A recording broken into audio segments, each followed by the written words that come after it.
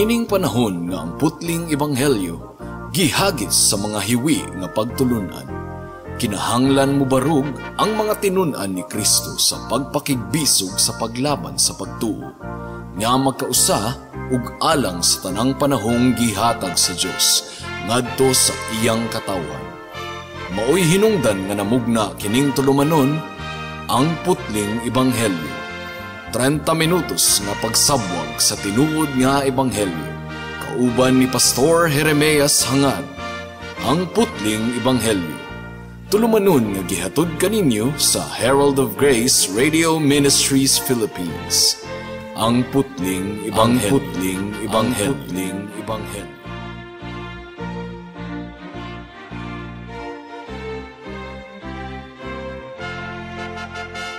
Special greetings sa tanang regular nato nga tigpaminaw sa atong panagsibya dinhi sa kahanginan ug espesyal usab nga pagpanimbaya sa akong 95 years old nga lolo nga si Isabelo Laure Sr. Ug ako usab nga gigreet ang akong anak nga si G-Boy nga magsaulog sa iyang adlaw nga tawhan November 4, 2023. Alang sa pagpamalandong sa pulong sa Ginoo nining taknaa, please turn with me to Romans chapter 1 verse 21. Ang giingon dinhi mga kaigsuonan, tungod kay bisag na ilhan nila ang Dios, wala nila siya himayaa isip Dios ug gipasalamatan man, kundili nahimong walay kapuslanan ang ilang mga pangatarungan ug ang ilang mga kasing-kasing nga walay kamatuuran nangitngitan. May the Lord bless the proclamation of His word at this moment. Atong nasayra ni adtong pamalandong ni adtong miaging mga simana mga kaigsuunan nga gilatag ni Pablo ang iyang argumento nga ang tanang mga katawhan aduna gayoy pagkaila sa Ginoo sa ilang kinasuluran, gumikan kay gibutang kini sa Ginoo sa kinasuluran sa matag usa. Walay makapangatarungan nga wala siya kahibalo mahitungod sa Dios. Una, adunay inner testimony sa atong konsensya o tanlag. Ang giingon dinhi sa Romans 1:19, tungod kay ang mahimong mahibaw-an mahitungod sa Dios, dayag nganha kanila tungod kay gipadayag man kini sa Dios kanila. Ug sa verse 32 mga kaigsuonan, nakahibalo gayud sila kung unsay dautan ug unsay maayo. Ang giingon dinhi, nasayran nila ang mga gisugo sa Dios nga ang mga nagabuhat sa maong mga butang takos sa kamatayon, apan dili lamang kay gibuhat nila kadtong mga butanga, kundili ila usab nga giuyunan ang nagabuhat sa maong mga butang. So nasayod sila sa paghukom sa Dios, nasayod sila sa ilang mga sala, ang ilang konsensya o tanlag nagakondinar kanila mga kaigsunan. Ikaduha, aduna usay testimonyo sa tanang mga butang nga gibuhat sa Dios ug sa iyang probidensya. Ang creation or ang pagbuhat sa Ginoo sa tanang mga butang nga atong makita, nagpadayag kini sa duha ka kamatuuran mahitungod sa Dios. Una, ang iyang gahom. Ang giingon dinhi sa verse 20 mga kaigsuonan, tungod kay ang dili makita nga mga butang mahitungod kaniya, gikan pa sa pagmugna sa kalibutan, tataw kaayong nakita nga nasabtan pinaagi sa mga butang nga iyang gibuhat, bisan pa ang iyang walay katapusan nga gahom. So, even His eternal power and Godhead is revealed pinaagi sa creation or sa mga butang nga gihimo sa Dios. So, ang argumento ni Pablo niini mga kaigsuonan nga pinaagi sa creation and providence, ang mga butang mahitungod sa Dios tataw kaayong napadayag. O paminawon nato og usab, ang giingon dinhi, tungod kay ang dili makita nga mga butang mahitungod kaniya gikan pa sa pagmugna sa kalibutan, tataw kaayo nga nakita. So aduna gayoy Dios ug bug-at kaayo ang ebidensya mga kaigsuonan nga aduna gayoy Dios bisan pa og ilimod kini sa mga katawhan.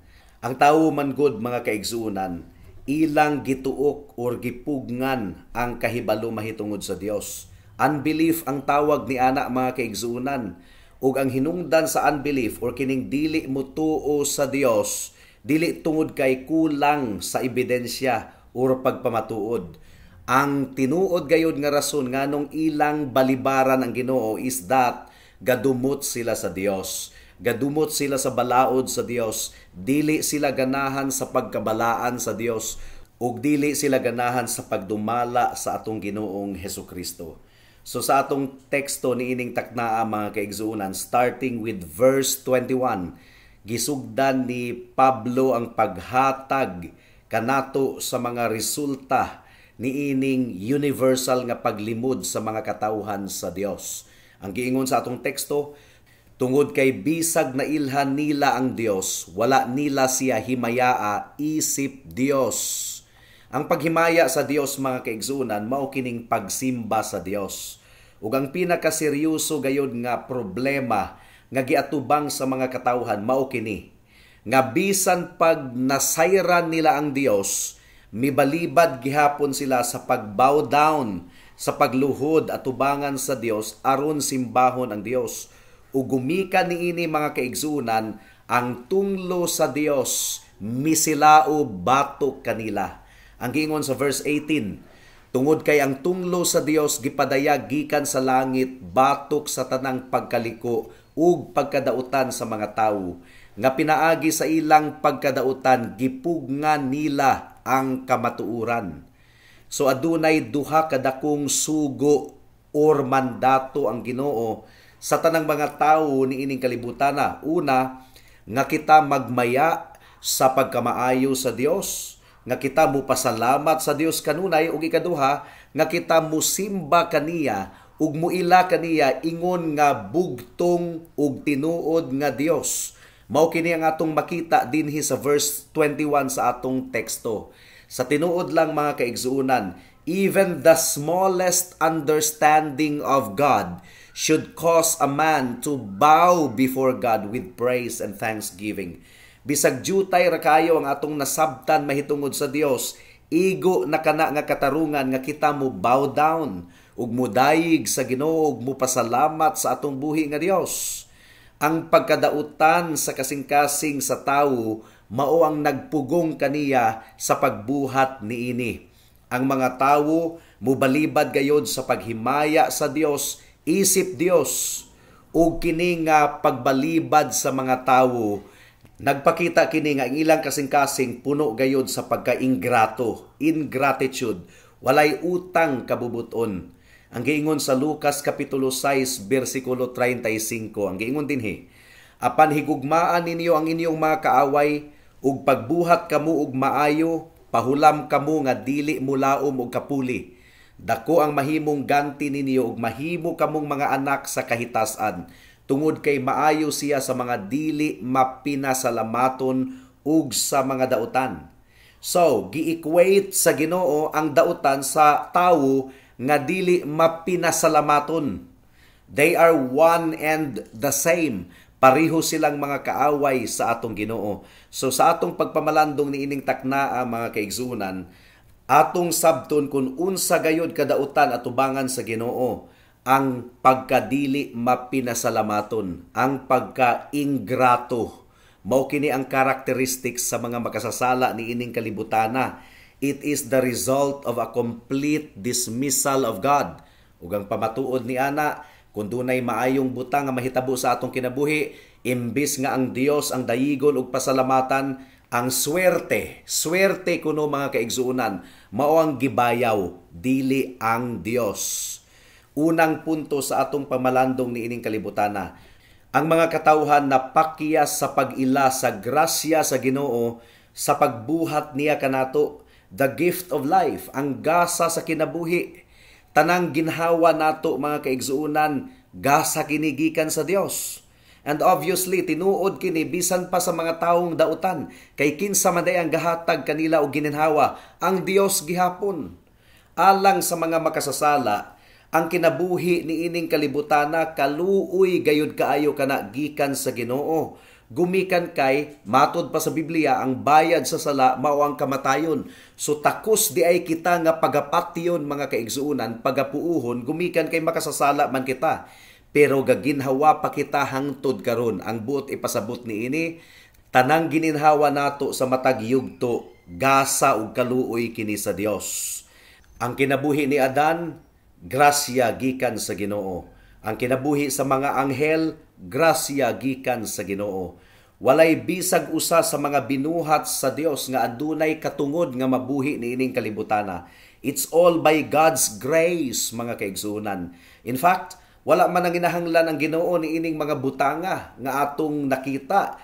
Ang mga tawo, ang mga bukid, ang mga sapa, ang mga bulan, bituon, mga kahoy, wala nang ginahanglan ang Ginoo niining mga butanga aron siya mahimong perfect.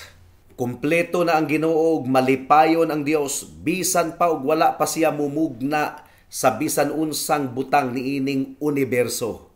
Ang unang 4 kapulong sa Biblia, kung atong basahon ang Biblia, mao kini sa sinugdan ang Dios. So, pwede na biya unta nga didto na lang matapos sa Dios. Without creation, without you and me, Dios gihapon ang atong Dios, mga kaigsunan. So ikaw ba mumata sa matag adlaw nga adunay pasalamat sa Dios, nga adunay gratitude sa imong kasing-kasing because of the gift of life? Ang imong kasing-kasing ba natandog sa pagpasalamat kung imong pamalandungan ang gasa ug pagkakahibulungan sa kinabuhi nato niining kalibutana? Paminawan ninyo ang sulod sa kasing-kasing ni Haring David. Sa Psalm chapter 139 verse 14, ang giingon dinhi, magdayig ako kanimo tungod kay makapangurog ang pagkamugna kanako ug kahibulungan usab. Dalaygon ang imong mga buhat ug nasayran ko kini nga maayo sa akong kalag. So praise, it can also be translated as to give thanks. Nagpasalamat si David kanunay sa atong buhi nga Dios. When you pray each day, nagpasalamat ka ba sa Ginoo higala because of the gift of life? Mao kini ang kasing-kasing sa tinuod nga magtutuo sa atong Ginoong Hesukristo. Nabag-o ang ilang kasing-kasing, nahigmata ang ilang kasing-kasing ug sila nagaila sa atong buhi nga Dios. Ug kung atong i-consider kung unsa gayud kaayo kalapad ang tanang gibuhat sa Ginoo, mahibulong gayud kaayo ang atong kasing-kasing nganong gitagad pagyud kita sa Ginoo. Nga unsa ragud ang tawo? Mao kini gi-express sa Psalm chapter 8 verse 3 to 4. Ang giingon dinhi, mga kaigsunan, kung akong sudungon ang imong kalangitan, ang buhat sa imong mga tudlo, ang bulan ug ang mga bituon nga imong gipahimutang, unsa ang tawo nga imo siyang gipakabanaan ug ang anak sa tawo aron imo siyang sapupuhon. So, nahibulong gayud kaayo ang salmista. Unsa ba gayud ang tawo nga gihatagan sa Ginoo sa iyang pagpakabana? The heart of the psalmist is filled with thanksgiving, praise and adoration to God. Andam ba ikaw nga mo-conclude kauban ni Haring David sa Psalm chapter 8 verse 9 nga nagaingon, O Ginoo, among Dios, sa tibuok yuta bantugan kaayo ang imong ngalan. So mao kadto ang unang punto, mga kaigsuonan, no? Wala gayud mahinuklugi sa mga katawhan nga ang gininhawa nato niining kalibutana grasya, kaluoy ug gasa gikan sa Dios. Ikaduha, ang mga katawhan napakya sa pag-ila nga ang mga panalangin nga ilang nadawat sa matag adlaw resulta kini sa kaluoy ug sa grasya gihapon sa Ginoo. Abi ninyo og kulang ang gihatag sa Ginoo sa kinabuhi ninyo? Mura ba nay hunahuna sa mga tawo nga bisan pag gibubo na sa Ginoo ang panalangin nga dili maihap kanila, naara gihapon sila og reklamo ug bagutbot nga kulang nga mura ba og takos sila nga mudawat sa bisag unsa gikan sa Dios. Ang perfect nga example ni ana, mga kaigsunan, mao ang nasod sa Israel. Niadtong gipahiling kawas sila sa Dios gikan sa pagkaulipon sa Ehipto. Gihatagan sila sa Ginoo og kagawasan, gipanalanginan sila sa Ginoo sa iyang presensya ug gigiyahan sila sa Ginoo pinaagi sa usa ka haligi nga kalayo aron dili sila matugnawan sa kagabhion ug panganod nga gasunod-sunod kanila sa adlaw, mga kaigsunan. Grateful ba sila sa Ginoo? Nagpasalamat sila sa Ginoo? Wala. Nagpunay sila og bagutbot, reklamo sa Ginoo kay kulang kuno. Gipaulanan sila sa Ginoo og pan gikan sa langit. gareklamo gihapon sila. Ug ang tawo mga kaigsuonan, bisan pag usa ka milyon ang sweldo kada bulan, kung ang kasing-kasing wala gayud mabag-o, magpunay ra gyud gihapon kana og reklamo, dili kontento ug walay katagbawa niining kalibutana. Mao nga ang kapungot sa Ginoo misilao batok sa nasod sa Israel, gumikan sa ilang ungratefulness, ingrato, walay kasing-kasing nga mapinasalamaton sa atong buhi nga Dios. Numbers chapter 14 verse 27. Ang giingon dinhi, hangtod kanusa mo reklamo bato kanako kining dautan nga pundok. Nadungog ko ang mga reklamo sa mga anak ni Israel nga ilang gilitok bato kanako. So, ang Israel mga kaigsuonan, gabehave sila sama sa mga tawo nga wala gayud makaila sa Dios. Ang kamatuoran, dili sila takos nga modawat sa Ginoo bisag unsa. Ikaw ug ako mga kaigsuonan, dili usab takos nga modawat sa Ginoo bisag unsa. Mao nga dili kita moreklamo ug dili kita mangwenta atubangan sa Ginoo. Ang problema manggod sa mga tawo mga kaigsuonan, wala nila mahinuklugi nga kining kalibutan nga atong gipuy-an gitunglo sa Ginoo gumikan sa sala. Hinumdumi mga kaigsuonan nga ang ilang konsensya nagakondenar kanila apan ila kining gituok ilang gipugngan. Ang tanang katawhan nahailalom sa tunglo sa Dios. Tataw kaining gipamalandungan nato ni adtong miaging simana sumala sa Romans chapter 1 verse 18 nga nagaingon, tungod kay ang tunglo sa Dios gipadayag gikan sa langit batok sa tanang pagkaliko ug pagkadautan sa mga tawo, nga pinaagi sa ilang pagkadautan gipugngan nila ang kamatuoran. Ang giingon ni Pablo mga kaigsuonan, nahailalom kita sa tunglo sa Dios gumikan sa atong kinaiya gayud nga dautan na panunod nato sa atong unang mga ginikanan. Ephesians chapter 2 verse 2 and 3 ang giingon dinhi, nga kanhi iniyong gilaktan sumala sa lakang niining kalibutana, sumala sa pangulo sa gahom sa kawanangan, sa espiritu nga karon nagpanglihok sa mga anak sa pagsupak. Kitang tanan nagkinabuhi kaniadto taliwala niining mga butanga sa mga kahidlaw sa unod, nga atong gihimo ang mga kagustuhan sa unod ug sa hunahuna. Ug kita kaniadto nitibo nga mga anak sa tunglo sama usab sa uban. So you see, we are under God's wrath and condemnation. Sa matag segundo nga wala pa kita sa impyerno, kaluoy ka na sa Dios, higala. Sa matag segundo nga wala kita nakasinati og tumang kasakit, kaluoy ka na sa Ginoo. Baskog ang imong lawas karon, dili ka takos ni ana, higala. Kaluoy ka na sa Ginoo nganong baskog ang imong lawas karon. And this is why matag complain nato sa Ginoo, matag reklamo nato sa Dios, dautan gayud kaayo kana atubangan sa Ginoo mga kahigalaan.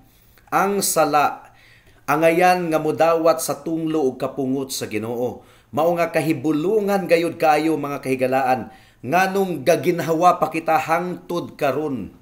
Pagkadako gayud kaayo sa grasya ug kaluoy sa Dios mga kaigsuonan. Ang kalibutan puno kaayo sa nindot nga mga butang. Romans 1:20, sukad pa sa pagmugna sa kalibutan ang iyang walay katapusan nga gahom ug pagka-Dios. Bisan pagdili makita, nasabtan ug nakita pinaagi sa mga butang nga iyang gihimo, aron wala sila'y ikapangatarungan. So nagpadayon gihapon ang pagpugas ug pag-ani. Ang ulan padayon gihapon nga gibubo sa Ginoo, gisustinar gihapon sa Ginoo ang mga butang niining kalibutana. All of this is by the richness of God's grace and mercy. O gibaliwala kini sa mga makasasala. Ang ulan gibaliwala nato, unya magbagutbot kita. Ang kainit gibaliwala nato nga grasya usab kana gikan sa Dios. Unya bagutbutan kaayo ang mga katawhan. Nagkinabuhi kita sa henerasyon sa mga tawo nga puno kayo sa reklamo ug walay pagpasalamat sa Dios. Ang ingratitude mga kaigsuonan, garbo kana ug unbelief atubangan sa Dios. Ingrato ang tawo kun kaugalingon ra niya ang iyang gihunahuna. Gatuo siya nga takos pa siyang mudawat og dugang pa, daghan pa. And the lost man's unbelief mao kana ang nagbuta kaniya nga dili niya masayran nga ang tanan gikan gayud sa Ginoo. He does not even consider the goodness and tender mercies of God. Ikatulo nga punto mga kaigsuunan, ang mga katawhan napakiya sa pag-ila sa pagkabantugan sa Dios ug sa iyang himaya, mao nga wala sila makasanong pinaagi sa pagdayig ug pagpasalamat. Ang giingon sa Romans 1:21, tungod kay bisag na ilhan nila ang Dios, wala nila siya himayaa isip Dios o gipasalamatan man. Ang Ginoo mao ang nagmugna sa tanang mga butang alang sa iyang kahimayaan. Ang tanang binuhat sa Dios usa kana kapag pasundayag sa iyang pagkabantugan, sa iyang gahom. Now imbis nga ilhon kining tanan sa mga katawhan ug makontento sila sa atong Dios, imbis nga simbahon ug pasalamatan nila ang Dios, ang binuhat naman hinuon sa Ginoo mao ang ilang giludhan ug gisimba. Ang binuhat naman hinuon sa Ginoo mao ang ilang giyukbuan. Imbis nga ang Dios mao ang ilang dayigon ug simbahon. Worship is an expression of gratitude mga kaigsuunan. Ug ang pinakaunang sugo, nagmando kanato nga mahimo kitang loyal sa Ginoo. Ayaw kamo pagbaton ug ubang mga Dios sa akong atubangan. Ang pagdayig ug pagpasalamat gi-require gayud kana sa Ginoo sa tanang katawhan. 1 Thessalonians chapter 5 verse 18 ang giingon dinhi, magpasalamat kamo sa tanang mga butang kay kini mao ang kabubuton sa Ginoo mahitungod kaninyo. Psalm 100 verse 4, sulod kamo sa iyang mga pultahan nga adunay pagpasalamat ug sa iyang mga lawak nga adunay pagdayig, magmapinasalamaton kamo kaniya ug ibayaw ang iyang ngalan. Kolosas kapitulo 3 bersikulo 15, ug paharia ang kalinaw sa Dios sa inyong mga kasing-kasing, diin kamo gitawag sa usa ka lawas ug magmapinasalamaton kamo. Apan unsa ang gibuhat sa mga tawo mga kaigsunan, imbis nga himayaon nila ang Ginoo ug masatisfied sila sa atong buhi nga Dios, ang mga butang naman hinuon mao ang ilang gisaligan o gidayig o gipasalamatan, unya ilang gibaliwala ang atong Dios. Gasugo ang Ginoo nga kita mahimong mapinasalamaton kanunay. Gumikan kay ang pagpasalamat mao kini ang pag-ila nga ang Dios mao ang naghatag sa tanang mga butang, ug ang pagpasalamat mao kini ang ekspresyon sa atong pagdayig tungod sa kaayo sa atong buhi nga Dios. Ang pagpasalamat usab mao kini ang paghatag kanato og bili sa tanang gibuhat sa Ginoo sa atong kinabuhi. Mahinungdanon gayud kaayo kini atubangan sa Dios. Psalm chapter 107 verse 15 ang giingon dinhi, pasalamatan nila ang Ginoo tungod sa matinud-ano niyang gugma, tungod sa kahibulungan niyang mga buhat sa mga anak sa mga tawo. Ug ga-expect gayud ang Ginoo nga ibayaw nato siya ug siya lamang. Ang giingon sa second commandment, ako ang Ginoo nga imong Dios, usa ka abughuan nga Dios. Exodus chapter 34 verse 14, tungod kay dili ka mosimba sa ubang mga Dios, tungod kay ang Ginoo nga ang ngalan abughuan, Dios nga abughuan. Now, ayaw kinig i-equate ang pagkaabughuan sa tawo ug pagkaabughuan sa Dios. Ang pagkaabughuan sa tawo mga kaigsuunan, bunga kini sa dautan niyang kasing-kasing. Apan ang pagkaabughuan sa Dios, bunga kini sa matarong niyang kasing-kasing nga buot niya nga siya lamang ang atong ilhon ug dili ang ubang mga butang mga kaigsuunan. A failure to give thanks is to deny God sa atong kinabuhi. Ikaupat ug katapusang punto, ang mga katawhan napakiya sa pagpasalamat sa Dios sa pinakadakong gasa nga iyang gihatag kanato, kinsa man ang atong Ginoong Hesukristo.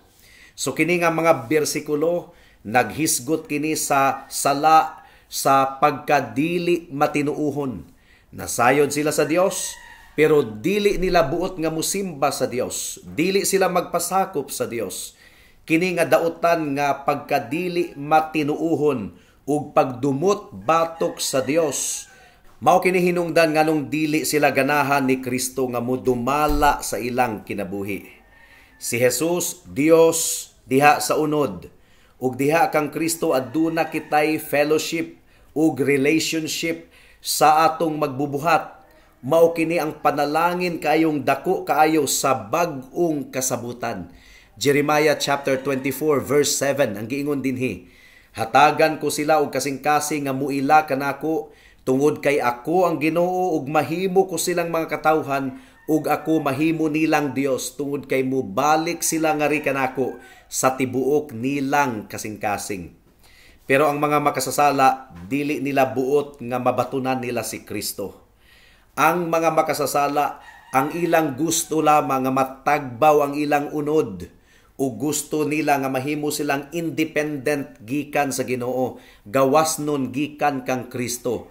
Ang mga makasasala mubalibad gayod sa pagtan-aw sa kahimayaan sa Dios nga anaa kang Kristo, ug ang mga makasasala mubalibad gayod sa pag-angkon nga sila nakadepende lamang gayod sa atong buhi nga Dios. So sinners simply rule out God, and therefore they don't thank Him. Wala sila nagpasalamat sa atong Dios. Tungod kay bisag na ilhan nila ang Dios, wala nila siya himayaa isip Dios o gipasalamatan man. Kundili nahimong walay kapuslanan ang ilang mga pangatarungan ug ang ilang mga kasing-kasing nga walay kamatuuran, nangitngitan. Mao kini ang giingon sa atong teksto. Ang tinuod nga naluwas mga kaigsuunan, nakit-an niya ang atong buhi nga Dios nga maul lamang gayod ang bugto nga gikinahanglan niya alang sa kapasayloan sa iyang sala ug alang sa kabag-uhan sa iyang kasing-kasing. Jesus is the pearl of great price. Mao nga dili gayod niya ibaylo si Kristo bisan pa sa bulawan ug diamante mga kaigsuunan. Si Pablo iyang gisalikway ang tanang mga butang aron maangkon lamang niya si Kristo. Philippians chapter 3 verse 8 ang giingon dinhi, labaw pa niadtong mga butanga, giisip kong kapildihan ang tanang mga butang tungod sa labaw pang kamahinungdanon nga mailhan si Kristo Jesus nga akong Ginoo. Alang kaniya giantos ko ang kapildihan sa tanang mga butang ug giisip kong basura lamang aron maangkon ko si Kristo. So, alang sa tawo nga nakakaplag kang Kristo, nasabtan niya nga labaw pa sa tanang mga butang ang atong Ginoong Hesukristo. Mga kaigsuunan, ang ingratitude, kining pagka-ingrato sa kasing-kasing, dako gayod kaayo kining sala at tubangan sa Ginoo. Ug ang kasuko sa Ginoo musilaob gayod, madagkutan gayod, kung ang mga tawo dili mo ila kaniya ug dili mo pasalamat kaniya. Kung ang ingratitude mao kini ang ilhanan kang usa ka tawo dili gayud magtutuo sa atong Ginoong Hesukristo, then ang gratitude or pagka mapinasalamaton usa kini ka ilhanan sa tawo nga tinuod nga nakaila kang Kristo. Kumusta ang imong kinabuhi higala? Aduna ba ikay pagpasalamat ug pag-ampo sa Ginoo sa tanang mga butang nga imong nadawat sa matag adlaw? Ang giingon sa Philippians chapter 4 verse 6, ayaw kamo kabalaka sa bisag unsang butang, kundili sa tanang mga butang pinaagi sa pag-ampo ug pangaliya nga adunay pagpasalamat, ipahibalo ninyo ang inyong mga gipangayo sa Dios. So ang pagpasalamat mao kini ang ilhanan nga ang tawo anaa kang Kristo. Mapinasalamaton ba ikaw higala? Psalm chapter 92 verse 1, maayo ang magpasalamat sa Ginoo, ang muawit o mga pagdayig sa imong ngalan o kahitasan. Psalm chapter 100 verse 1 hangtod sa 5, singgit kamo nga may kalipay diha sa Ginoo, tanang mga kayutaan, pangalagad kamo sa Ginoo nga adunay kalipay, panuol kamo sa iyang atubangan nga adunay panag-awit, ilhan ninyo nga ang Ginoo Dios. Siya ang nagbuhat kanato ug gipanag-iya kita niya, mga katawhan kita niya ug mga karnero sa iyang sabsaban. Panulod kamo sa iyang mga pultahan nga adunay pagpasalamat ug sa iyang mga lawak nga adunay pagdayig. Magpasalamat kamo kaniya ug daygan ninyo ang iyang ngalan, tungod kay ang Ginoo maayo, ang iyang matinud-anon nga gugma hangtod sa kahangturan. ug ang iyang pagkamatinud-anon sa tanang mga kaliwatan. No wonder nga usa sa basihan sa paghukom sa Ginoo sa katapusang adlaw kining kasing-kasing nga ingrato dili makamaong mopasalamat. Higala paghinulsol sa imong sala. Ilha ang Ginoo.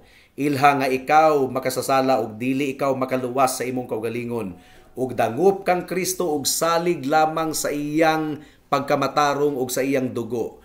Ug ikaw mapasaylo, mahinluan sa tanan nimong sala, ug ikaw hatagan niya sa kaluwasan nga libre. Buhata kini karon dayon kay basin ug ugma ulahi na ang tanan.